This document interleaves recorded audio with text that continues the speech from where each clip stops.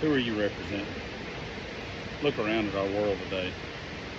Everywhere you turn, there seems to be some sort of anger or division or confusion, chaos.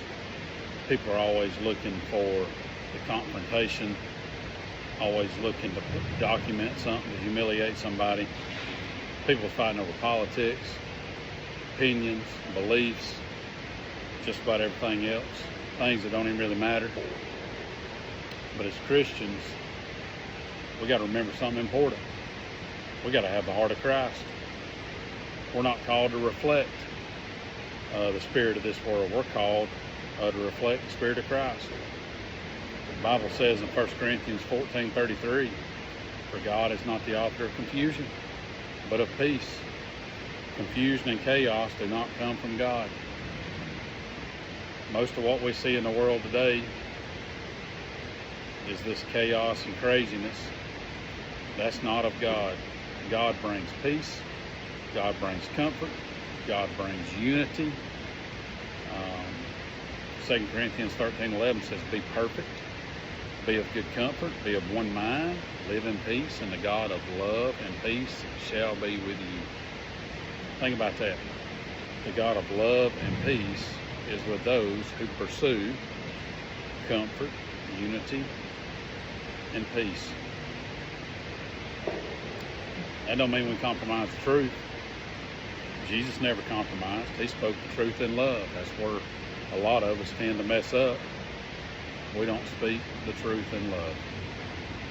As believers, we got to ask ourselves, when people see me, when they hear my words, when they see my actions, when they see my post, do they see Christ? Do they see someone that's bringing peace?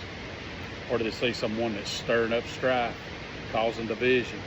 Always got to have everybody to look at me, or let's see how bad I can make somebody else look. Do I always got to point out the wrong that somebody's doing? What am I pointing at?